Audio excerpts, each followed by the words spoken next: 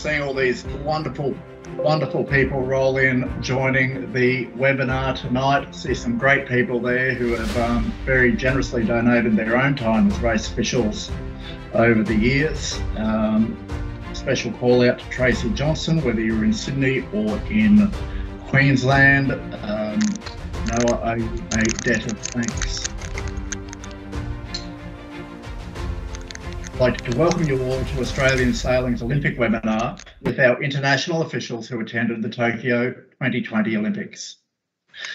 Australian Sailing has enjoyed bringing our Olympians into your homes and connecting them with the sailing community via the Olympic webinar series.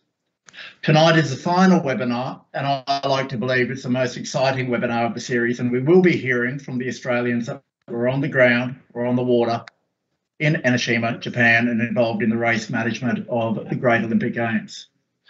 Before we move to those four, I'd just like to give a little mention to two who unfortunately were unable to attend for COVID-related reasons. David Tillett, great judge and umpire out of South Australia, was unable to attend, and David Brooks, one of our great race officers out of Brisbane, he was unable to attend.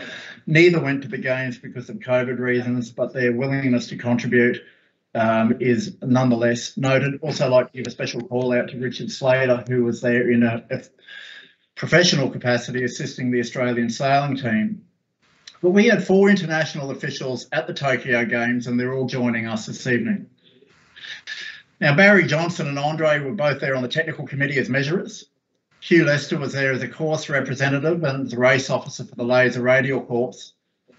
And Rosie Collins was there as an international juror at the Games. We will start by hearing from Andre, who is an international measurer. He's based in Blackrock, Victoria, a fin sailor of note. Andre, could you tell us about your experience in Tokyo as we scan through some of the photos that we can see on the screen? Right. Well, it was a bit different to what we've done before. You know, with COVID and whatnot, it was quite, you know, we were locked up a little bit, but it was a great event. I think the Japanese did a fantastic job in organising under extreme circumstances. So the photos there on the screen are me checking the fins before the start of the event. We make sure all the boats are the same. And comply with the rules. So we did this, what this is called here is the swing test. We then checked all the other bits and pieces on the boat. We templated all the boats and made sure that they were all correct. So, you know, that's what we do. Not as strenuous at other regattas, but at the Olympics we do that. So we had for the fin class, we had an hour per boat to do measuring. Which was great. Gave us a lot of time to do that. So there's they built a wooden box inside my big tent, but the tents were air conditioned. So the temperature in the tent was probably 22 degrees. Where outside it was 36. So it was quite a great environment for doing measuring. So that was good. I don't know, how did it work? I guess we had to stay at our hotels at night, and we would eat in our rooms, either Uber Eats or sometimes we could have a meal at the venue, and you catch a bus for half an hour to the venue, and you'd be at the venue for 12 hours. I don't know. So there we are doing some more checking. It's the boat ramp. And a couple of the guys from World Sailing there watching what I'm doing. Okay, there's on the top left, there's my Japanese team that assisted me doing the checking. The building on the right there is the race or clubhouse. So up the top there where the flagpoles are is the PRO was up there with the main organisers who weren't on the water, and they could see over all the race courses from there. It's pretty good. Then there we've got the uniform we were given. And then on the right's my view from my hotel, the Pan Pacific in Melbourne, when I came home and had to do 14 days quarantine, which was pretty difficult. But yeah, no, it was good. It was a great event. I'm very impressed with the organisation and all the things that are normally done at these regattas. But it was pretty tough, considering we didn't have anyone except the sailors and then the World Sailing Group that we were representing, organising everything. That's all I've really got to say, I think, unless anyone's got some questions. No, we'll come to questions shortly, Andre. Thank you for that. Now, that's not your first Olympics, is it? That's your second Olympics. You were there in 2016 in Rio, and you've been involved in the Olympics before as an official for the Finn class, representing them. But now we'll move on to Rosie Collins. Rosie, you were involved on the international jury. We know that's a huge job because a lot of this will determine sailors' careers and their outcomes at the event. Tell us about your experience as we walk through some of these photos on the screen.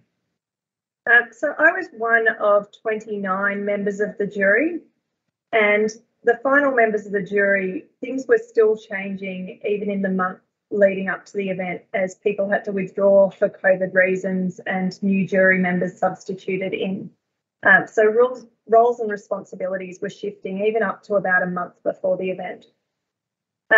Compared to different events I've done before, we spent an enormous amount of time on prep before the regatta to minimise contact for COVID reasons at the event. And also noting that someone like me, I hadn't actually done an on-water regatta since February 2020. The week before COVID pretty much hit Australia, it was the last Worlds that were done in Australia before COVID came. So there were differing levels of people that had done certain numbers of events basically in the year, a bit over a year before the regatta. So we did a lot of training sessions pretty much every Saturday night or every second Saturday night for months leading up. And that way we could cover all of the things that you normally cover at a briefing session with the jury on those initial days before racing starts. That way we could spend less time in the rooms together, minimise the chance of COVID spread.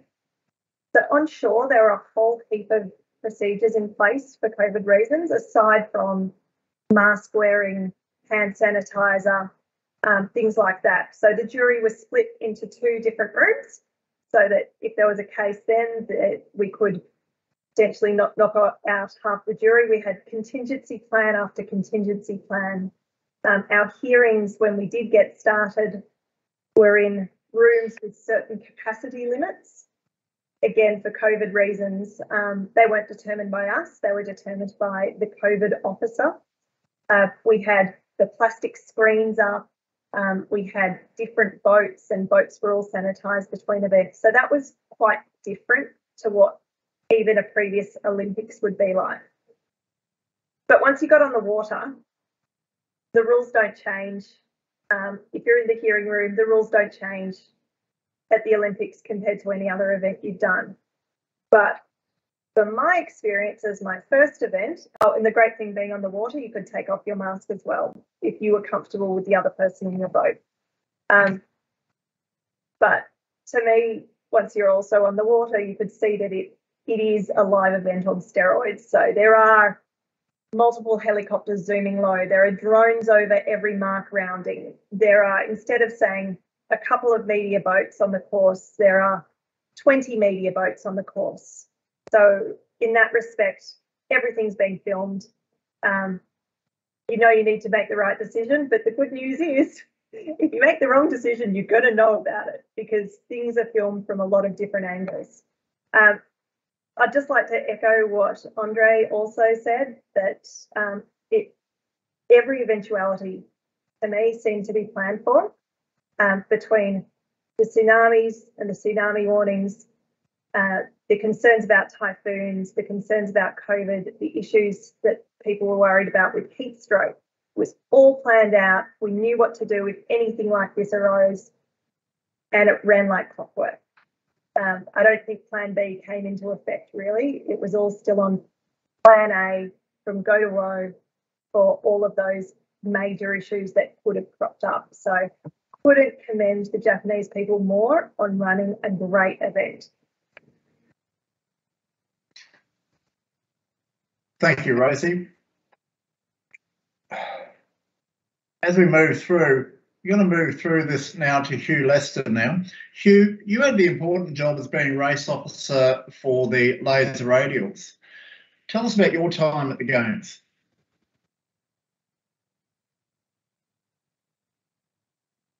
Now, Hugh, catchphrase of 2020/2021, you get extra points if you turn yourself off mute before I tell you. Yeah, I realised that, just as you said, Hugh. So, yeah, just a minor correction that I was course rep for laser radial and laser, so I covered both fleets. I think probably the most interesting aspect of being a course rep is there's a perception that you're the race officer for those fleets, but technically you're not. But in reality, you are responsible for all the decisions that are made on the course. So to me, the job actually entails people management as much as anyone else. The locals aren't going to constantly respond well to constantly being given directions, you must do this, you must do this. I think the way that you need to approach our job is to actually ask questions and lead the local race management teams to the decision that you want them to make. And I believe that's probably the hardest skill to have as a course representative. Obviously, if things are about to go really pear-shaped, you have to jump in and say this needs to be done. But by the way that you've behaved prior to that, when you actually do say, stop, do this now, they actually do respond fairly well. One of the advantages that we had over probably the jury and the measurers is that we had the same team. It was 2 years prior for the test event and the Sailing World Cup event in Enoshima. So it wasn't like that we were coming into this regatta. We've, as Rosie said, we've got cameras on everything, totally blind.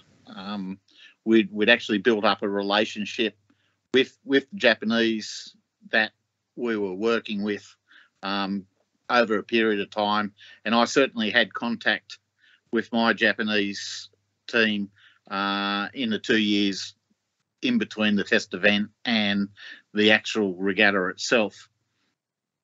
So part of the other job as a course representative is other than running the racing, which is the obvious job that we're doing, there's a lot of other outside influences involved in what's happening on the racetrack, and you have to keep tracking informed.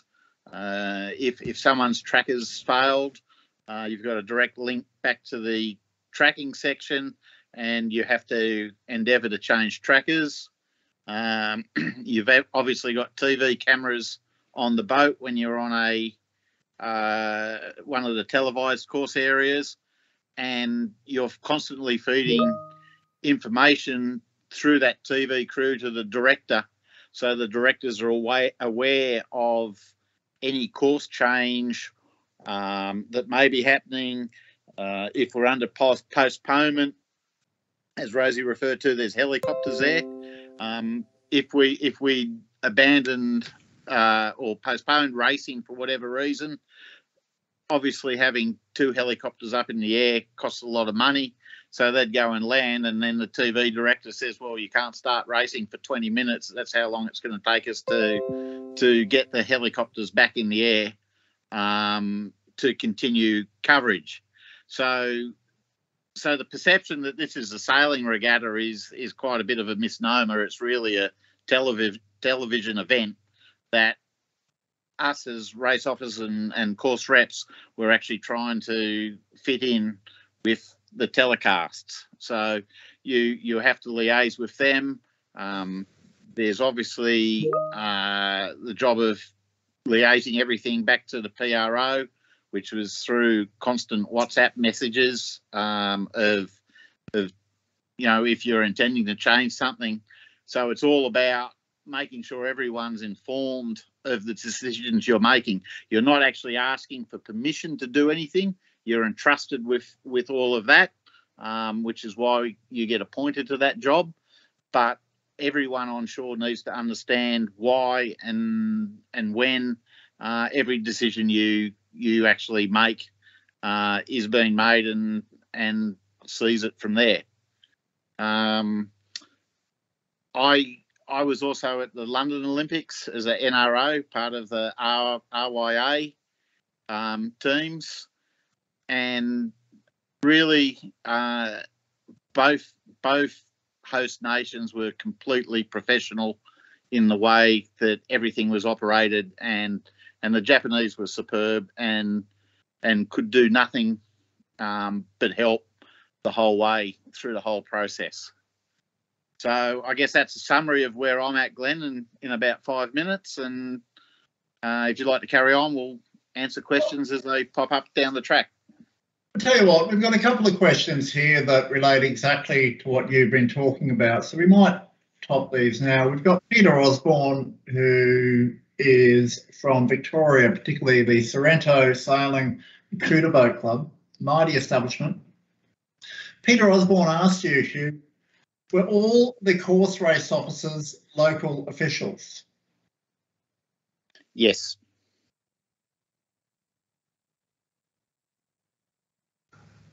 Excellent. And we've also got another question from Peter Merritt. Hello, Peter. Merritt. Yeah, we know Peter. He's a how do you say? He's a known offender, but we know Peter. He's a great man.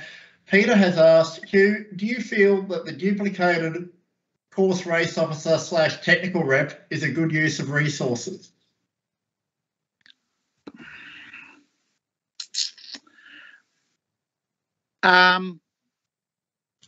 I guess in short the answer's no, but the answer's also yes, because in this modern day of fairness, to have the host nation being totally autonomous in all the decisions leaves things open for innuendo that's probably not deserved amongst them.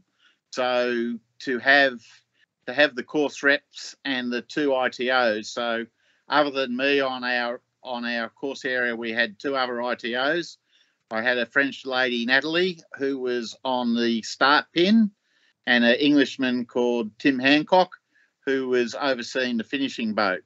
So the 3 of us, and World Sailing's charter from the IOC is to ensure equal and fair racing for everyone. So in answer to that question, the second part being yes, I believe that's the reason why we are where we are with the situation of World Sailing bringing in 3 officials to oversee the host nation. Excellent. Thank you, Peter. But I'm going to ask Andre if you could listen to this question and give your response as well from the Finn paradigm, because I know you're heavily involved in the Finn class, not just in being a measurer at the Olympics. Now, Peter goes on to ask, do you feel the gold medal race is still a good idea, Hugh? And now I know you're heavily involved in the laser class, not just being a race officer. So this is a policy question, not necessarily a technical question. So from a policy point of view, do you think it's still a good idea? Because this has not been picked up in class world championships. So before you answer, Hugh, Andre, if you could have a little think about this question from the Finn point of view as well. Over to you, Hugh. Thanks, Glenn. I think I referred to the answer halfway through the the information I spoke about, if you think it's a sailing regatta, you're wrong. It's a TV extravaganza. And as such, people aren't going to tune into 10, 50-minute races. They're quite happy to tune into, Matt Wern for 20 minutes to win the gold medal. And so it's all about TV. And that's precisely the reason that the international laser class does not have medal races.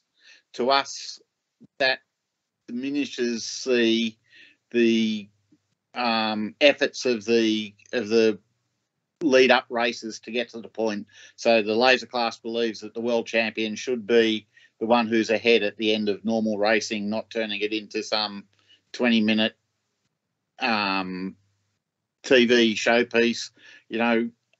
For example, all the round robin racing at the Olympics was started under U flag. All of a sudden we get into the medal race and we change the starting procedure and it's a P flag. So, where's the common sense in that? So, I just refer back to it's for TV. So, Andre, now, Rosie, I know you've got a comment. We'll go to you next. But, Andre, the Finn class, at the Finn Gold Cup, what's their policy on the medal race? I've got two of you now. You'll have to unmute yourself, young man. Yeah, look, the Finns have been doing the medal race since 2010 or 2011, I believe. We find it's good for media. So, we have Robert Dees, who does a lot of photography and whatnot, and does a pretty good job with Facebook and whatnot. And the class has utilised that medal race for that to make it more exciting, I guess. We've used drones and whatnot to film the races and do that live. But we are now in discussions about removing it because it's quite a lengthy exercise to organise. It's not, and as Hugh said, you at the end of the fleet racing, you don't have the world champion. I don't think we haven't had a Worlds where it's been a big difference in results. But yeah, look, it's something that World Sailing wanted us to do, so we did. Right, super. Andre, if you could put yourself back on mute for a moment, and Rosie, I'll turn to you now. My comment is that it's been picked up by some classes and certainly Olympic classes, but not all. So the 49ers who were sort of experimenting with 3 medal races in the very early days have continued with the medal race format, and the NAPRA 17s also do the medal race in their class worlds as well. So it's a class decision and different classes have taken different views. Thank you, Rosie. We've got one more question from Peter Osborne, as I said, from the Sorrento Sailing and Cooter Boat Club. Now, but Barry, I'm going to ask you this question, even though you haven't had your moment with the microphone yet. I want you to answer this question because you've been, how do we say, with the Olympics for a little while and you've seen the different forms of media. How do you think the competitors feel about being yanked about by the media today, which I'm presuming would not have been the case when you first started? Hello to everybody, first of all.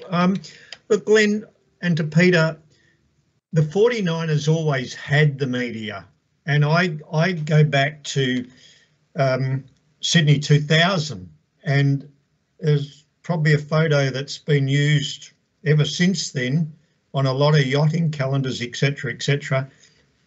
And that was after the last race, where I transferred 3 Jenicas back onto the medalists. And for those that are old enough to remember, we had in 2000 a lot of issues with our Olympic Jenicas, and we had to put racing off for 2 days at the start of the 2000 Olympics for the 49er while new Jenicas were built. and they weren't flagged. But I still had all the spare Jenicas, flag Jenicas. Now that particular time was where we got the boats in front of the Harbour Bridge. Luna Park was on the other side, and the Sydney Opera House was on the other side, and cameras were everywhere. They crawled out of the woodwork. They had helicopters that come off other courses, etc., because they'd got wind of what we were doing.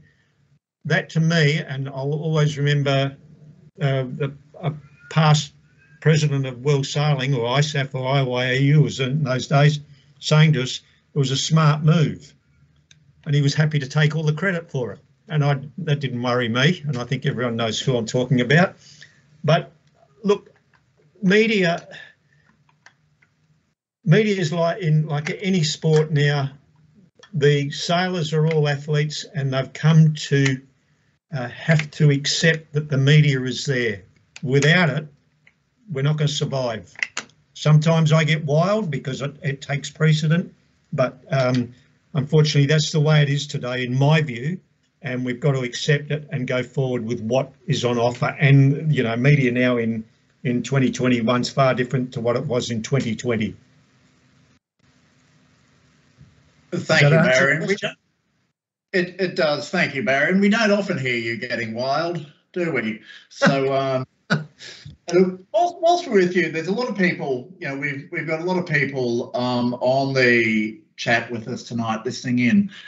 Now, you've been with the 49ers the whole time they've been in the Olympics, but just for the listeners, could you let us all know how many Paralympic sailing events and how many Olympic sailing events you have served in an official capacity at? Well, the 49er first came in Sydney, which was 2020.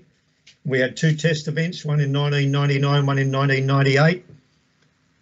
And I basically started from 1998 with the 49er, and I've now done 6 Olympics. That's a magnificent effort, Barry. You must be doing something right for all the decision makers to keep inviting you back, and we applaud that. But it's not just the Olympics. You've also been involved in the Paralympics, I believe. No, Glenn, more the Asian Games, which is huge. It probably has, in some instances, in the early parts of Asian Games, had more athletes than what the Olympic Games had. Wonderful.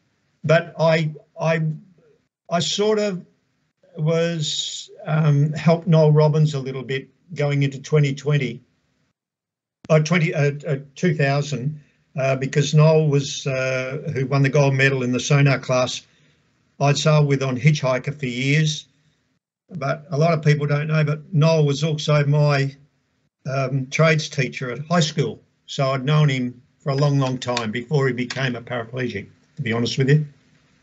Okay. And so I had a soft spot when for the Paralympics and parasailing, and I was just a little bit sad when they got dropped from the actual Olympic Games or the Paralympic Games.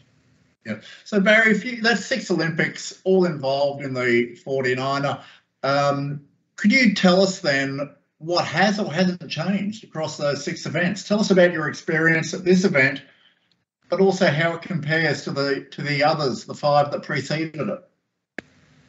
Well, it hasn't changed greatly, and if you look up in the top right-hand corner, you'll see a 49er turned upside down with a template on it to measure the rocker.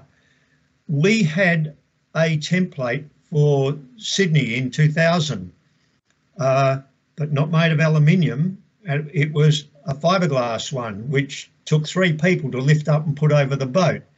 It was a big, heavy thing, but it did exactly the same job as what that particular thing was there. Then in the middle, in the top and down and below the template on the hull, I'm doing some mast checks, etc. And those checks were carried out. We've never changed our modelling or our inspection process from what we started off in 1998, in actual fact, all the way through to now. Remembering that with the Olympic Games, we get a half an hour per boat because we've only got 20 boats. And if you go back to before Rio, we didn't have the FX, and we had 6 days of measurement for 20 boats. Now we've got 40 boats and we get 3 days because we've got the FX, which is no different to what the 49er is. So nothing has changed. And where Andre showed you some photos with his volunteers, etc., Rob Taylor from the RYA was a new 49er measurer, an international measurer. He came to the event and we only had 1 local volunteer. And we tried to find work for that volunteer. Lovely guy. English wasn't the best for him, but he understood what we were doing and he was very, very helpful. But we probably didn't need the extra pieces, the extra people. The question was asked of Hugh earlier about, is it a waste of resources? Well, sometimes I think in some areas, we may have too many, I'll use the words volunteers or race officials in a broad term there. And sometimes they've found that they get bored because they don't have something to do. I know in Hugh's situation that's not the case, and also in Rosemary's situation, but in measurement it can be. Because the 49er is a manufacturer's class, so there are no specifications that we have there for the 49er like Andre has for the fin. That's a builder's class. It's a measurement control class. We're not. We're a builder's control class. So our class rules are far, far different and far less than what the 470, the fin, etc. has. And sometimes it worries me that, and it's come up now, we've lost the fin for 2024, where we're not going to have these specialists. Andre does so many things with the fin that are mind-boggling. But we don't do that because we don't have to, and we're not called upon to do it in the 49er. So that it is. People think that all the measuring is the same, but it's not. It's not. The 470 is, as I said, is like Andre's with the fins. The Yingling used to be the same, the Soling and so forth. But now with these builders classes coming in, we're going away from true physical measurement to equipment inspection. And that can leave the door open for some, fiddling. I'll use the word fiddling with equipment. And there are instances where you could go to an event and you may not see it, but then all of a sudden something happens and you hear about it in the boat park. And of course, like all race officials, we don't take any notice of boat park talk. It's because, and I'll go back and I'll tell guys that go and win on the water. Don't go and win in the room or whatever. Go and win it on the water. Win the race on the water. And so, things have changed a lot. And that worries me in that we're going away from the measurement control classes. I don't know whether Andre agrees with me or not, but it'd be good to hear what he has to say about that. Andre, please. Look, it's disappointing the fin won't be there. It's, to me, it's we've gone towards this measurement, this builders controlled classes. There are some issues, I think. The NACRAs have had some problems, but they're working through that. And I know Barry has worked a little bit with some templates to try and make sure that nothing happens in the 49er class over time. But we'll see. We'll see what happens. I'm a little bit worried for the 470 class. I think going to a total new concept with male, female as the sailors might destroy their class. I hope it doesn't. I I know with the Finn, you know, we've got a Masters running this week, and we've got 100 people sailing over in Spain during this COVID time, which I think is pretty impressive. So, yeah, I don't know. We'll see. We've still got our fingers crossed to maybe get back to when we go to the US after Paris. We'll see. Who knows? So we have a question from Andrew Simpson. Andrew Simpson is with the Double Bay Sailing Club, one of Australia's great laser clubs, but of course also right beside the Australian 18 Footers League at the other end of the scale, those boats. And Andrew asks, and I'll because we're with you, Barry, we'll throw, and I know that you're on World Sailing committees, throw this over to you. What do you think about the changes to the classes being used in the Olympic Games? Because you've been there since the 49er was introduced, so you've seen a new class come in, and now 6 Olympic Games later, you're seeing it happen again with classes changed. What do you think about the changes to the classes? And also, do you think the media has played a part in those decisions? Great question. Real good question. Yes, I have seen a lot of changes, and, you know, I don't want to go through them all, but there'd probably be 5 or 6 changes or class changes that I've seen. And what worries me more about continual changing, and it's basically happens every 2 years or 2 quads or whatever, but sometimes it happens after 1 quad, is the cost that's involved. And this is not helping our sport one little bit, in my view. And none of us here, even on some of the committees that I've sat on or sitting on now, you can fight nail and tooth, and you can till you're blue in the face to try and not have changes made. And I can remember when we were at a meeting, and it wasn't that long ago, and they were talking about flicking the laser, if I can use that word, for another class, and I ramped up very much so. And I was only one of 2 from that particular committee that voted for the laser. All the rest wanted this new class. But then when you went and talked to some of those people after the meeting, why did you vote for them? Well, what sort of boat is it? And you ask the question, I beg your pardon? Well, what sort of boat was it? Were they going to replace it with? I said, well, you voted for it. You should know what it is.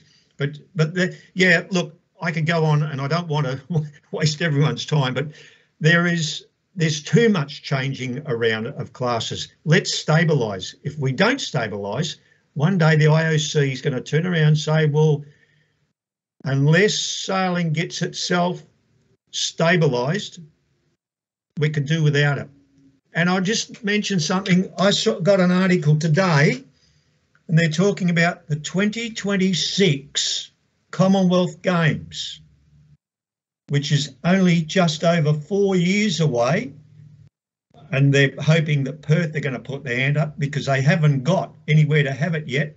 But they're going to leave it to the organisers from the host state or country to pick the sports that they would like. Well, I know the mayor here, and I might have to have a talk to him if they do go into it and say, well, bring in a couple of classes. You're not going to bring in all your Olympic classes, but that's maybe a way of getting sailing into the Commonwealth Games. But see, Commonwealth Games now are opening it up to letting the actual host nation start to pick the classes. That may happen in IOC, probably not in my time, but it may happen one day. And then God help us, because if that was to happen, you'd have a different class. You'd want to be a Twiggy Forrest, to be honest with you, to go sailing, because your pocket wouldn't afford it. And Glenn, Australian sailing wouldn't be able to afford to keep running an Australian team, in all honesty. I hope that's answered the question from our learned friend from Double Bay. I believe you have. Look, I'd just like to add to something. Yeah, for the people listening. Yeah, world sailing is the decision-making framework and environment. There is and I say this in inverted commas, it's as interesting as it is complex. Okay, so I'm just going to leave that there. It's as interesting as it is complex. None of this stuff, you know, it's just complex. And once the conversation starts and it goes into official channels, the governance process has to consider it, and it's complex. It is really, really difficult environment. Hey, but just moving on, we've heard from Nadine to back, and I'm going to open this perhaps to Hugh first, but each of the other three, if you could comment from your discipline of race officiating. Now, Nadine's from the Royal Melbourne Yacht Squadron. They run some great events down there, particularly the Australian Women's Keelboat Championship. Nadine has been a club level race officer there for, and I quote, one very interrupted season. Hugh, could you please explain what sort of differences one might expect between race officering in one of these formats, and what steps somebody like Nadine should take to fulfil a goal to be a course official, a race officer in 2032? I turned the mic on this time, so I'm learning. Interesting question. I'll probably oversimplify my answer and say ultimately, whether you're officiating at club level or at Olympic level, what you're trying to achieve is the same.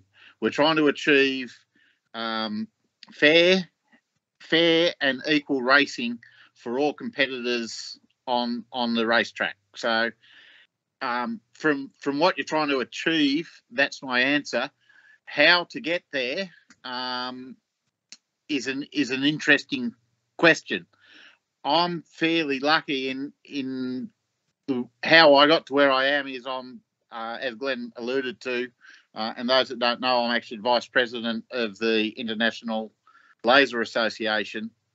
And in 2000, I was elected to World Council and flown to Ireland for my first World Council meeting, where I sat in a room for one day and it cost the class about $4,500. And I said to the then Executive Secretary of the class, Jeff Martin, that I thought that was terrible value for the class. And at the next World Championships, where the World Council was always held, I offered a week of my time to help Jeff in whatever way he decreed. I'd never done any race officialing before that. So aligning with a class can go a long way to help you move up the ladder. It gets you the level of regattas that you need to move up the totem pole, so to speak. So going through, there's two pathways, and one is as a class sponsored race official, and the other is through your MNAs, education and programs like that.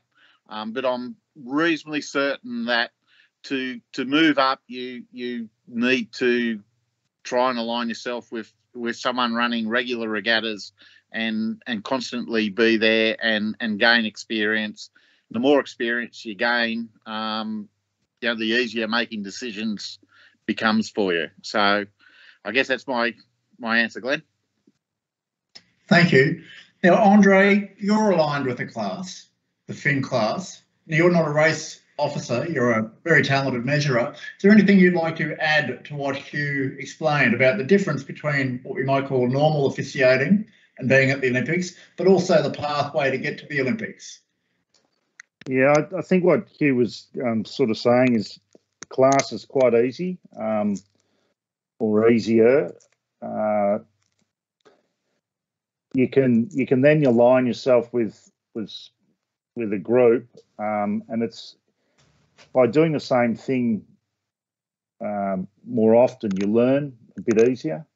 If you're trying to do things at different regattas, different classes, I would say that would be quite difficult. So for example, if I wanted to become a measurer and went to the 49ers and then to the NACRAs and then to the 470s, they're all so different. You'd be learning new stuff all the time. But that said, there's all these courses available for either measuring or being on a jury or being a race officer, and that's a good start.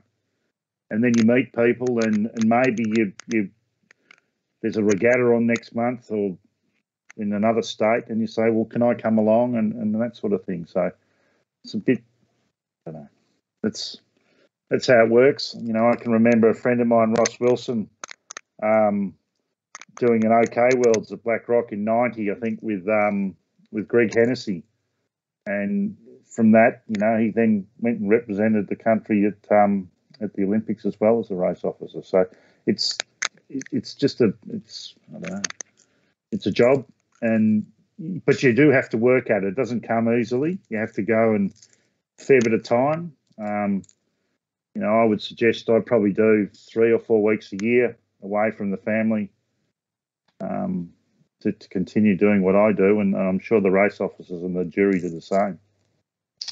Actually, Rosie, just turning to you then, I know that you've got a young family. You're supported by a wonderful, wonderful husband. Just like to have that on the record.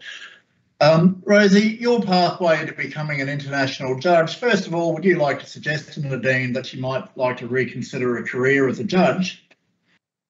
That's something you'd recommend to Nadine, but also perhaps you could comment on what your pathway was to become an international judge. It was at the Olympics, and there were only, 12 race officers and perhaps 18 race officers and fewer than that measurers. So if you're looking for a pure numbers game, judging might be the way to go. I came to judging inadvertently. I had been sailing the laser, sailing it a lot at Double Bay in Sydney. I relocated to Brisbane, and shortly thereafter I got very ill.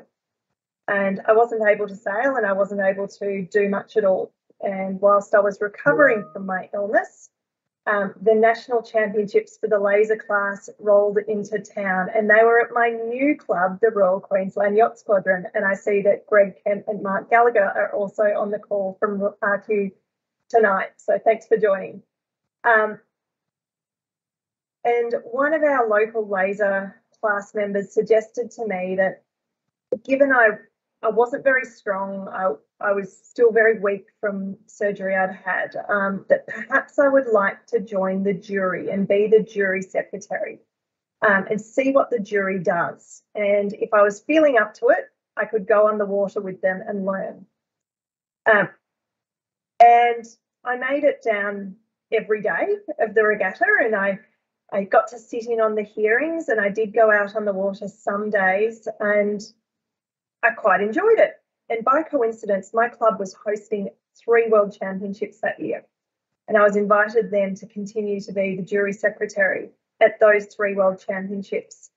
And the jury chair at each of those championships was very welcoming to me and treated me just as a member of the jury, and I could sit in on the hearings and go out on the water every day.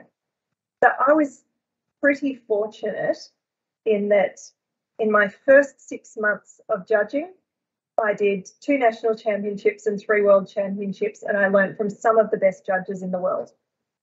Now, that is not a common path, but what I would recommend is that you, like Andre and like Hugh have echoed, you get involved in a particular class. So for me, that was the laser class for a long time. I don't do so much with them now.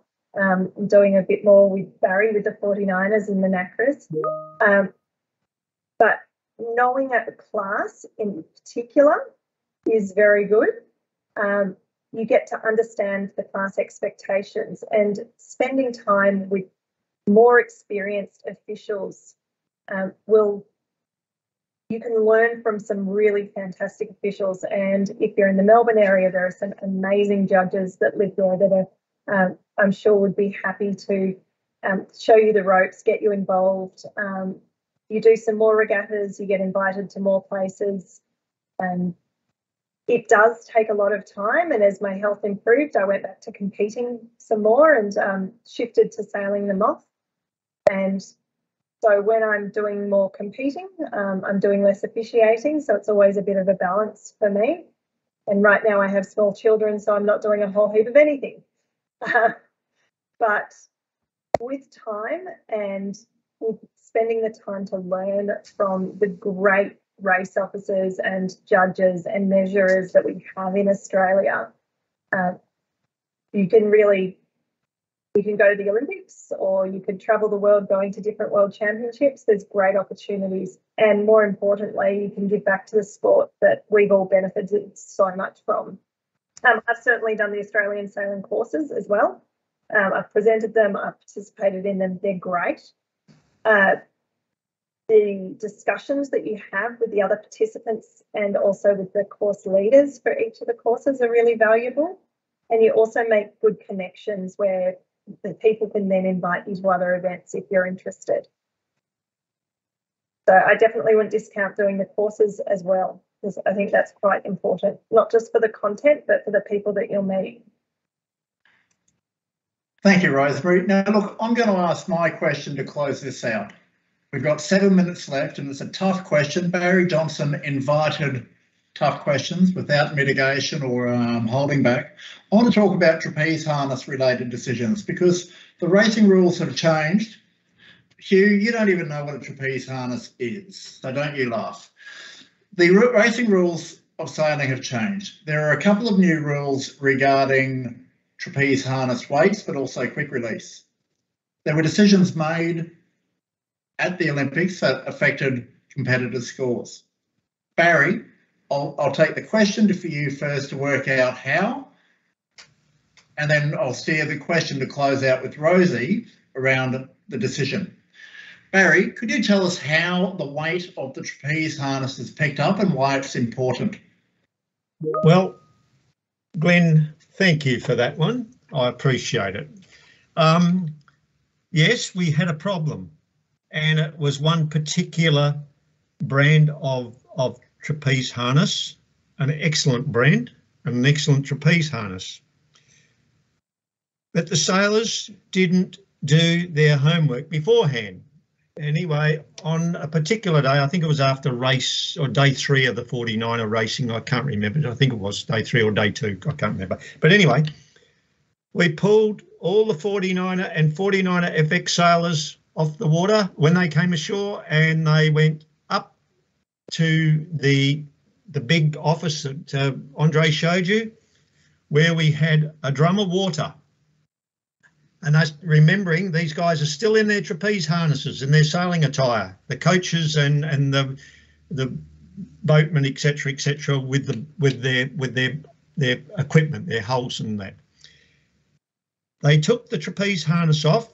They were dipped into, or not dipped, but they were submerged in a drum of fresh water. They were then hung up for a minute to drain. Then they were put on a scale to be weighed. One came in at 2.3 kilos. Another one came in at 2.1 kilos. That was the boys. I had no choice but to protest because the class had not amended its class rules from what is in the racing rules of sailing, which was that the trapeze harness shall weigh no more than 2 kilos. It cost the Irish team 3 races. It cost the Brazilian team 3 races. But more importantly for the Irish team, it cost them a medal race position and the possibility of medaling because they were sailing extremely well and had a very good day that day.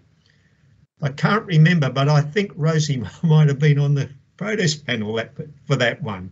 The following day, we had another protest because we had the Chinese girls also got picked out from that group, and they were 2.35 kilos. and they lost all their racing, but they didn't understand what was going on. But the rule is it had to comply with the racing rules of sailing, except where amended by the class rule. And the 49er had not amended its class rule or put in a class rule to increase the weight of the trapeze harness, which I recommended to the class they do in 2019, because we had the same incident occur at the test event in 2019. And the class rejected it. Well, those that rejected it, in one instance, were those that got caught. So they only had themselves to blame. But everything was done according to the book, as I'll say, the blue book. Racing Rule 50.4, is that correct, Rosie? Oh, now you're testing me. I think it was. Anyway.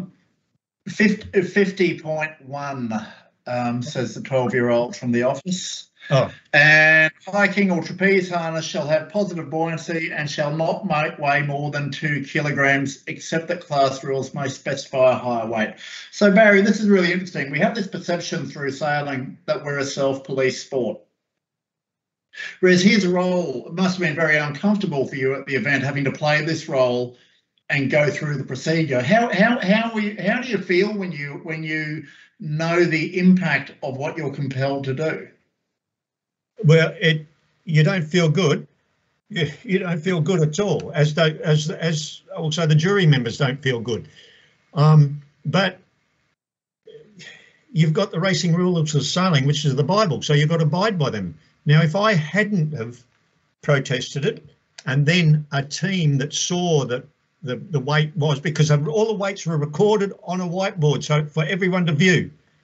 So if a team had have protested it, and the jury had known that I had been or knew what the thing was but didn't protest, well, then I'm the one that's in trouble as well. So, you know, but you feel very uncomfortable. But at the end of the day, the racing rules are very, very clear. It's the responsibility of the sailor or the athlete to ensure that they are compliant. So the responsibility lies back with them.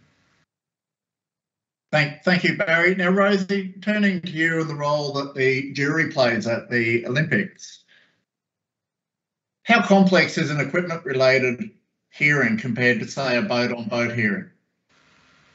It depends on the equipment hearing in particular. And these ones, the trapeze harness ones, the facts of the weights of the harness was pretty clear, and I wasn't on the first of the 2 hearings, but I did sit on the third, and I've got to admit that I was surprised to 3 days down the track after the first trapeze harness hearing still having more in that respect, because day one, or the first day that there were hearings, as Barry said, I think that was the 470 women or the 49 men, one of the two. 2 boats disqualified. Then the next day, 2 more boats disqualified from a different fleet. And then a third day, more boats disqualified. Surely the competitors have seen these disqualifications and gone and checked their equipment. So it's the Olympic Games. You're responsible for your equipment. So, yes, these hearings sometimes can be more complicated, but with excellent measures and technical committee members, they can become a lot more straightforward. And these ones were not so complicated because it's something, we're not talking about different ways to measure the rocker or something like that on a fin. We're looking at the weight of an object, or the submerged and drained weight of the trapeze harness. And like any hearing, the jury will hear what's in front of them. They will get the evidence presented, and they will interpret the rules against the facts the same way they do every hearing. So, Rosie, I guess the last question for the night before we close this webinar off, thank everyone for attending. These were commercially available products, very successful products in the market. I actually suspect I've owned one as well. This isn't modified equipment for a performance advantage. It's more of a non-compliance issue using a commercially available product. How do you feel in a protest committee knowing that it's a compliance issue, not necessarily a deliberate performance exercise on the part of the competitors? The same rules that are applying to everyone. And it's our role to apply penalties where there is a breach of those rules. It's the classes, it's other organisations' roles to amend those rules if they see fit. And these, as Barry said, these rules weren't amended. A disqualification does, at first glance, seem harsh, but if the classes involved wanted a different penalty, they were free to change the rules at any time before the Olympic Games.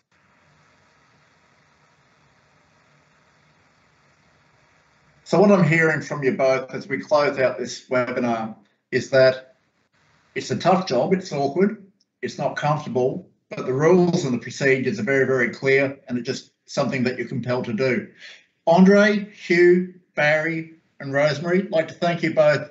Thank you all, both. I'd like to thank you all for being here this evening. I'd like to thank you all for having served as race officials in Australia for such a long time.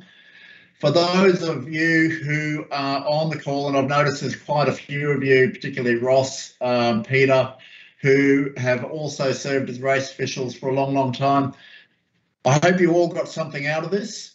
The recording will be available on the internet soon. It will be circulated to race officials and through Australian Sailing social media.